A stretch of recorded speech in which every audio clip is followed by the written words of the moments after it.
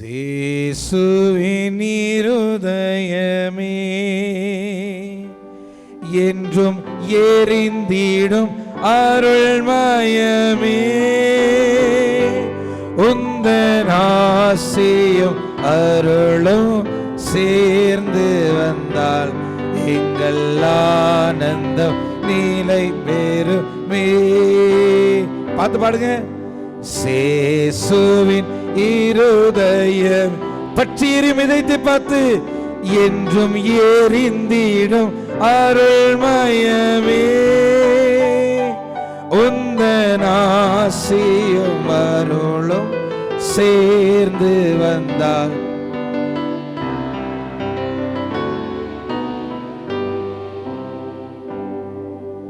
பாவிக்கு பொறுத்தலுண்டு, அந்த பரலோக வாழ்வு உண்டு. விசுவாசத்தோட சொல்லுங்க. இந்த பாவிக்கு பொறுத்தலுண்டு, அந்த பரலோக வாழ்வு உண்டு. நாங்கள் கூவிடும் குரலை கேட்பதற்கு இந்த கோவிலில் தெய்வம் உண்டு. நாங்கள் கூவிடும் குரலை இந்த கோயிலில் தெய்வம் உண்டு. விசுவாசத்தோட மீண்டும் ஒரு முறை. சேசுவின் இருதயமே என்றும் எரிந்திடும் அருள்மயமே, உந்தன் ஆசியும் அருளும் சேர்ந்து வந்தால் எங்கள் ஆனந்தம் நிலை பெறுமே, எங்கள் ஆனந்தம் நிலை பெறுமே. பிரியமான என் சகோதர சகோதரிகளே, இன்னைக்கு முதல் வாசகம், ரெண்டாவது வாசகம், நற்செய்தி மூணையும் நீங்கள் கவனிச்சிங்க தானே? உண்மையிலே சொல்லணும்னா இது விளக்கி சொல்கிறதுக்கெல்லாம் பெருசாக இல்லை, ரொம்ப எளிதாக, ரொம்ப சிம்பிளாக, பெருசாக ஞானிகளுக்கும் அறிவாளிகளுக்கும் பேசுகிற மாதிரி இல்லாமல் சின்ன பிள்ளைங்களுக்கு புரிகிற மாதிரி தான் ஆண்டவர் பேசுகிறார்.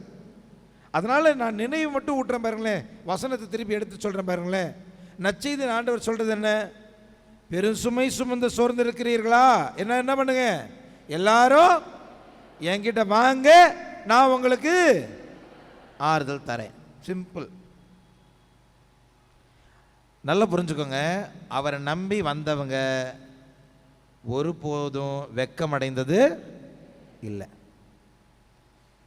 என்ன அழகு அப்படின்னு சொன்னா, நம்ம ஒவ்வொருத்தருக்காக அவர் என்ன வச்சிருக்கிறோம்? திட்டம் வச்சிருக்கிறேன்னு பைபிள்ல இருக்கு. நான் உங்களுக்கென்று திட்டங்களை வைத்திருக்கிறேன், நீங்கள் அழிந்து போவதற்கான திட்டங்களை அன்றி நீங்கள் வாழ்வு பெறுவதற்கான திட்டங்கள். அதுவும் எப்படி? சாதாரண வாழ்வு இல்லை, நீங்கள் வாழ்வு பெறவும் அதுவும் அதை நிறைவாக பெறவுமே நான் உங்களுக்கு வந்தேன்னு சொன்னவர். அப்ப நல்லா புரிஞ்சுக்கோங்க, அவர் நமக்குன்னு திட்டங்களை வச்சிருக்கிறார். என்ன திட்டம்? நம்ம நல்லா இருக்கணும்னு திட்டம் வச்சிருக்கிறார். பைபிளில் இன்னொரு இடத்துல போட்டிருக்கு, பவுல் அடிகளார் எழுதுவார், நாம் செல்வந்தராகும்படி கடவுள் ஏழையானார் அப்படின்னு. எப்படி? நம்ம செல்வந்தராகும்படி அவர் என்ன ஆனார்? ஏழையானார். நம் சாபங்களை அவர் சுமந்து சிலுவையில் தீர்த்து விட்டார். அவருடைய தழும்புகளாலே நாம் என்னது? சுகமடைந்திருக்கிறோம். அப்படிதானே? அப்ப நல்லா புரிஞ்சுக்கோங்க, நமக்கு செல்வம் தேவைனாலும் தர்றேன்னு சொல்லிட்டார், நமக்கு சுகம் தேவைனாலும் தர்றேன்னு சொல்லிட்டாரு, நமக்கு சமாதானம் தேவைனாலும் என் அமைதியை உங்களுக்கு தருகிறேன் அப்படின்னு சொல்லி சமாதானத்தையும் கொடுக்கிறேன்னு சொல்லிட்டாரு. இது ஏதாவது இல்லாமல் நம்ம கஷ்டப்படுறோம்னு சொன்னால் ஒரே காரணம், நம்ம அவர்கிட்ட வந்து நிற்கலை. இன்னைக்கு நீங்கள் சுமைகளோடு வந்திருக்கிறீங்களா? அவர்கிட்ட வந்துட்டீங்கல்ல, ஆண்டவர் என்ன சொல்ல தெரியுமா? எடுத்துட்டு வந்த சுமையை விட்டுட்டு போங்க. ஹல்லேலூயா, ஹல்லேலூயா. அவர்கிட்ட சொல்ல, ஆண்டவரே தூக்கிட்டு வந்தேன், ஆனா என்ன பண்ண மாட்டேன், தூக்கிட்டு போக கவலையோடு வந்திருக்கிறீங்களா? விட்டுட்டு போங்க, என் ஆண்டவர் பார்த்துக்குவாருன்னு விட்டுட்டு போங்க. கைவிடாத ஆண்டவர், வாக்கு மாறாத ஆண்டவர். உங்களுக்கு பதில் கொடுக்க அவர் தயாராக இருக்கிறார். உங்களை ஆசீர்வதிக்க அவர் தயாராக இருக்கிறார். எதிர்பாருங்க, நல்லது நடக்கும்னு எதிர்பாருங்க, எதிர்பாருங்க.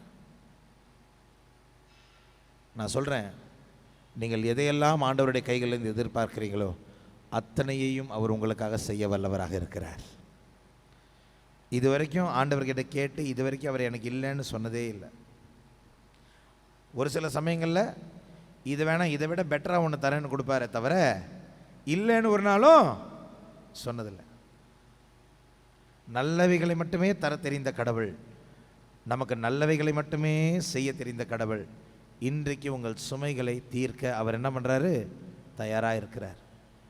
சுமை சுமந்து சோர்ந்திருப்போரே எல்லாரும் என்கிட்ட வாருங்க, நான் உங்களுக்கு இளைப்பாறுதல் தருவேன்.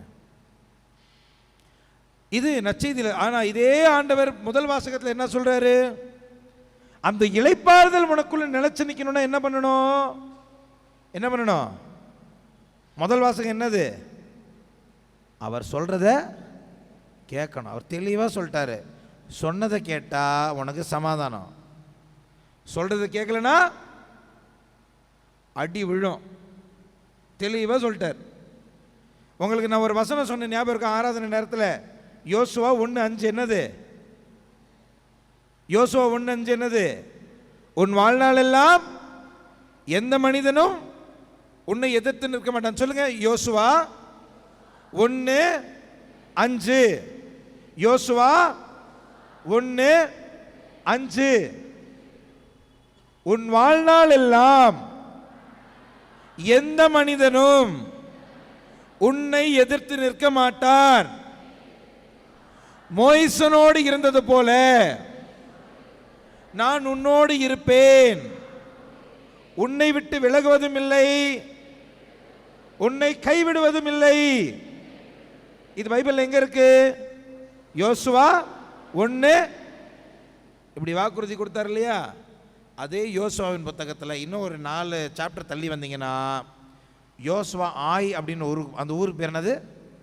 ஆய். நீங்கள் நம்ம தமிழ் நினச்சிக்க கூடாது, தமிழில் அதுக்கு வேற அர்த்தம். அந்த ஊருக்கு பேர் என்னது? ஆய். அந்த ஆயின்ற ஊருக்கு போனால் அடின்னு அடிக்கிறாங்க. யார? யோசுவாவையும் யோசுவா கூட போர் வீரர்களையும் போட்டு அடின்னு அடிச்சிருவாங்க. போனவங்கள முக்காவாசி பேர் என்ன ஆயிடுவாங்க? செத்துருவாங்க. யோசுவா ஆண்டவர்கிட்ட வந்து அழுவார், ஆண்டவரே விட்டுற மாட்டேன்னு சொன்னீங்களே, என்னை கைவிட மாட்டேன்னு சொன்னீங்களே, நான் உன்னை விட்டு விலக மாட்டேன்னு சொன்னீங்களே, ஒரு சின்ன ஊரு, போர் பயிற்சியே இல்லாத அந்த ஆய் நகரம் எங்களை வச்சு அடிச்சு கொண்டு விட்டாங்களே, நான் கூட்டிட்டு போனவங்க எல்லாம் செத்து போயிட்டாங்களா ஆண்டவரே, ஏன் எங்களை கை விட்டீங்க அப்படின்னு கதறுவார். யாரு? யோசுவா. அப்ப ஆண்டவர் தெளிவா சொல்வார், ஆமா 5வது வசனத்தில் நான் என்ன சொன்னேன்? மோய்சனோடு இருந்தது போல நான் உன் கூட இருப்பேன், நான் உன்னை விட்டு விலகிறதும் இல்லை கைவிடுறதும் இல்லைன்னு சொன்னேன். ஆனா அதுக்கு நீ என்ன பண்ணணும்? என்ன பண்ணணும்? 8வது வசனம் என்னது? இந்த திருச்சட்ட நூலை உன் முன்னின்று அகற்றாதே, இரவும் பகலும் இதை தியானம் செஞ்சு இதுல எழுதியிருக்கிறதெல்லாம் கடைபிடிக்கிறதுல கவனமாயிரு, அப்பொழுதுதான் நீ செல்லும் இடமெல்லாம் நலம் பெறுவாய், வெற்றிக்க. நல்லா புரிஞ்சுக்கோங்க, தெளிவா சொல்லுது யோசுவா 1:8. அப்பொழுதுதான் அப்படின்னு என்ன அர்த்தம்? அதை செய்யலனா ஆண்டவருடைய வாக்குறுதி செயல்படாது. நல்லா புரிஞ்சுக்கோங்க, ஆண்டவர் கூட இருக்கணும்னா இறை வார்த்தை எங்க இருக்கணும்? எங்க இருக்கணும்? நம்ம கண்ணுக்கு முன்னாடி இருக்கணும். இரவும் பகலும் எதை தியானிக்கணும்? ஆண்டவருடைய வார்த்தைகளை தியானிக்கணும். அவர் செய்வேன்னு சொன்னதை தியானிக்கணும். அதை கடைபிடிக்கிறதுல கண்ணும் கருத்துமா இருக்கணும். அப்படி இருந்தாதான் நம்ம போற இடத்துக்கெல்லாம் யார் கூட வருவா? ஆண்டவர் வருவார். ஓயாது சீரியல் பார்த்துக்கின்னு எப்படி? ஓயாது சீரியல் எப்படி? சாயந்தரம் ஒரு சீரியல், அதனுடைய ரிப்பீட் டெலிகாஸ்ட் காலையில் ஒரு சீரியல், அதே சீரியல். அது மிஸ் ஆச்சுன்னா செல்போனில் ஹாட் ஸ்டாரில் உட்காந்து அதே சீரியல். வீட்டில் 4 பேர் உட்காந்து பேசினா, அந்த சீரியலில் ஓடுற கதையை பேசினா யார் வருவா? ஆண்டவர் வருவார், பிசாசு தான் வரும். இதுக்கு தான் மாதா டிவி ஆரம்பித்தோம். எதுக்கு? மாதா டிவின்னு ஒன்று இருக்குதா இல்லையா?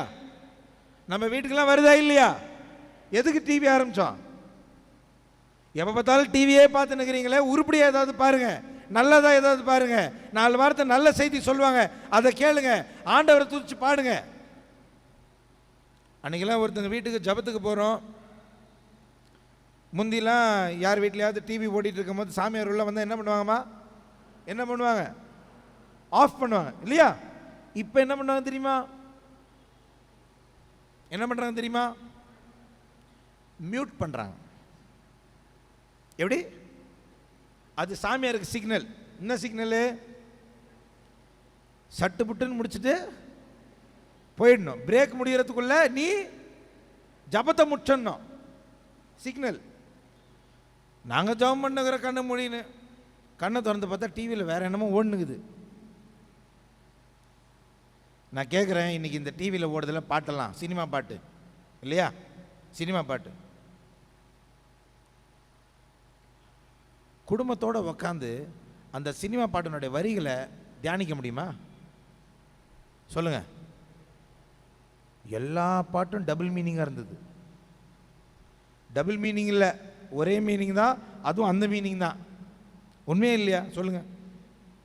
ஆபாசம் இல்லாத சினிமா இன்னைக்கு உண்டா? பரிசுத்தமான கருத்துக்களை கொடுக்கிற நாடகங்கள் உண்டா? நான் எந்த சீரியலையும் பார்க்கறதில்ல. ஆனால் என் சகோதரிகள் கிட்ட கேட்பேன், இந்த சீரியல் பார்க்குற சிஸ்டரு ஒரு சிலர் இருக்காங்களே வீடுகளில், இந்த சீரியல்னால் சொல்கிறாங்களே, என்னம்மா கதைனா எல்லா சீரியல்லையும் ஒரே கதை தான். இவன் பொண்டாட்டியே இன்னொருத்தன் வச்சிருக்கிறான், அவன் புருஷனை இவன் வச்சிருக்கிறா. ஒருத்தனும் ஒருத்தி கூட எவனுமே. கரெக்டா? உண்மையா? அதானா? இதே அவன் வெச்ச கண்ணு மாதிரி அவன் பார்த்து நிற்கிறீங்க. சரி, சீரியல் தான் எப்படி ஓடுதுன்னு பார்த்தா படங்கள் என்னது? எல்லாம் இதுதான். அதனால தான் சின்ன பிள்ளைங்க இதெல்லாம் பார்த்து பார்த்து வளருதுங்கல்ல, அது நினச்சிக்குது, ஓ அம்மா அப்பானா இப்படி தான் இருப்பாங்க போல இருக்குதுன்னு நினச்சிக்குது. பெத்த தாய் தகப்பனுக்கு மேலேயே பிள்ளைகளுக்கு மரியாதை இல்லாமல் போகிறதுக்கு காரணம் என்ன தெரியுமா? நம்ம சீரியல் பார்க்குறோமே, அந்த சீரியலில் பார்க்குற ஒரு புருஷன் பொண்டாட்டி கூட என்ன இல்லை, தன் கணவனுக்கு தன் மனைவிக்கோ உண்மையா இல்லை. அப்போ பிள்ளைங்க இதை பார்த்து பார்த்து வளர்றது என்ன நினைக்குது? நம்ம அப்பா அப்பா கூட இப்படி தான் போல இருக்குன்னு தான் நினைக்கும். அதுக்கு தெரியுமா? ஏன்னா சீரியலில் பார்த்தீங்கன்னா இருக்கிற தில்லுமுள்ளு எல்லா பிரச்சனைகளும் நமக்கு தெரியும், யாருக்கு தெரியாது? அந்த கதையில் இருக்கிறவங்களுக்கு ஒன்றுமே தெரியாது. கரெக்டா? அதே போல தான் நம்ம பிள்ளைய நினச்சிக்குது, நமக்கு தான் தெரியாத போலக்குது, உள்ள அம்மா அப்பாவுக்கு நிறைய கதை ஓடும் போலக்குதுன்னு நினச்சிக்குது. அதனால தான் அம்மா அப்பாவை என்ன பண்ணுறது இல்லை, குழந்தைங்க மதிக்கிறதே இல்லை. சரி, ஒரு காலத்தில் நமக்கு இந்த வசதியெல்லாம் கிடையாது. இன்றைக்கி நம்ம எல்லாருக்கிட்டையும் ஆண்டவருடைய வார்த்தை பைபிள் எல்லாருக்கிட்டையும் இருக்கா இல்லையா?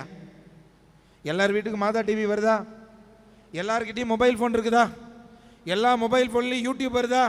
அதில் ஆண்டவருடைய செய்திகள், ஆண்டவருடைய வசனத்தை நல்லா கேட்கலாமா? ஆண்டவருடைய வசனத்துக்குன்னு ஒப்பு கொடுக்கலாமா? இன்னைக்கு நிறைய வாய்ப்பு இருக்குது ஆண்டவருடைய வார்த்தையை தியானிக்கிறதுக்கும் ஆண்டவருடைய வார்த்தைக்கு தன்னை ஒப்பு கொடுக்கறதுக்கும். நல்லா புரிஞ்சுக்கோ. ஆண்டவர் சொன்னார், அவர் சொல்கிறத கேட்டாதான் ஆசீர்வாதம் உண்டு, அவர் சொல்கிறத கேட்காதவங்களுக்கு தண்டனை உண்டு. ஒரு நிமிஷம் கண்களை மூடி தியானிங்க. இன்னைக்கு ஆண்டவர் என்னுடைய செயல்களுக்கு எனக்கு பதில் கொடுக்கணும் அப்படின்னு சொன்னால் எனக்கு ஆசீர்வாதம் கிடைக்குமா, தண்டனை கிடைக்குமா? ஆண்டவருடைய இறைவார்த்தையை தினசரி தியானிக்கிறவனாக நான் இருக்கிறேனா? ஆண்டவருடைய இரக்கத்தை பெறுவதற்கான பாத்திரமாக நான் இருக்கிறேனா? இரவும் பகலும் அவருடைய வார்த்தைகளை தியானிக்கிறவனாக நான் இருக்கிறேனா? யாருக்கு தான் பிரச்சனை இல்லை, யாருக்கு தான் சோதனை இல்லை, யார் வீட்டில் தான் குழப்பம் இல்லை? என்ன வித்தியாசம்? யாரெல்லாம் ஆண்டவரை நம்புறாங்களோ, யாரெல்லாம் அவருடைய வார்த்தையை ஏற்றுக்கொள்கிறாங்களோ அவர்கள் புயலில் நடந்தாலும் அவர்களுக்கு சமாதானம் உண்டு. அவர்கள் நெருப்பில் நடந்தாலும் ஆண்டவரின் பாதுகாப்பு அவர்களை சூழ்ந்து கொள்வது உண்டு. 1000 பேர் ஒரு பக்கம் எழுந்தாலும் 10,000 பேர் மறுபக்கம் எழுந்தாலும் அந்த எந்த தீங்கும் அண்டாதபடி ஆண்டவருடைய சேட்டைகளுக்குள் பாதுகாக்கப்பட்டவர்களாக அவர்கள் வாழ்வது உண்டு. இயேசுநாதர்கிட்ட சொல்லுங்கள், ஆண்டவரே நான் பாவி, என்னை மன்னிச்சு உங்க திரு இருதயத்துக்குள்ள மறைச்சுக்கங்கன்னு கேளுங்க. அந்த திரு இருதயத்தில் இருக்கிற அந்த சின்ன ஓட்டையிலிருந்து நான் உள்ள போய் அந்த இருதயத்திலேயே நான் மறைஞ்சிருக்கணும்னு கேளுங்க. அந்த இரத்த கோட்டைக்குள்ள என்ன பாதுகாத்து கொள்ளுங்கன்னு கேளுங்க. நீங்க சொன்னதை மட்டுமே செய்வேன்னு சொல்லுங்க. இந்த உலகத்தின் போக்கின்படி அல்ல, பைபிள் சொல்லுகிறது, இந்த உலகத்தின் போக்கின்படி நீங்கள் ஒழுகாதீர்கள். இந்த உலகம் காட்டுகிற வழிகளில் நீங்கள் நடவாதீர்கள். அவருடைய சித்தத்துக்கு செவி சாய்ங்க. ஆண்டவர்கிட்ட சொல்லுங்க, ஆண்டவரே உங்க சித்தத்துக்கு என்ன அர்ப்பணிக்கிறேன்னு சொல்லுங்க. அன்பார்ந்தவர்களே, இப்பொழுது காணிக்கைகளை நாம் செலுத்த போகிறோம். பலிபீடத்தில் அப்பத்தையும் ரசத்தையும் நாம் காணிக்கையாக ஒப்புக் கொடுக்கிறோம். இந்த அப்பம் இயேசுவின் உடலாய் மாறப்போகிறது. எத்தனை பேர் விசுவசிக்கிறீங்க? எத்தனை பேர் நம்புறீங்க? அப்பம், பலிபீடத்தில் வைக்கப்படுகிற அப்பம் இயேசுவின் உடலாய் மாறும். எத்தனை பேர் நம்புறீங்க? பலிபீடத்தில் வைக்கிற ரசம் இயேசுவின் ரத்தமா மாறும். எத்தனை பேர் நம்புறீங்க? அப்ப நான் கேட்கிறேன், அப்பத்தை உடலாய் மாற்றக்கூடியவருக்கு, ரசத்தை அவருடைய ரத்தமாய் மாற்றக்கூடியவருக்கு உங்களையும் என்னை அவர் போல மாற்ற முடியுமா? முடியாதா? முடியுமா? அப்போ ஒப்பு கொடுங்க. ஆண்டவர்கிட்ட சொல்லுங்க, ஆண்டவரே பலிபீடத்தில் வைக்கப்படுகிற இந்த அப்பரச காணிக்கைகளோட நான் என்னையும் அர்ப்பணிக்கிறேன்னு சொல்லுங்க. என்னையும் பலியாக ஒப்பு கொடுக்கிறேன்னு சொல்லுங்க. அப்பத்தையும் ரசத்தையும் நீர் உருமாற்றுவது போல என்னுடைய இதயத்தையும் உம்முடைய இதயத்தை போல இருக்க செய்திருங்கன்னு கேளுங்க. என்னுடைய இதயம் உம்முடைய இதயத்துக்கு ஒத்தா இருக்கும்படி செய்யுங்க ஆண்டவரேன்னு கேளுங்க.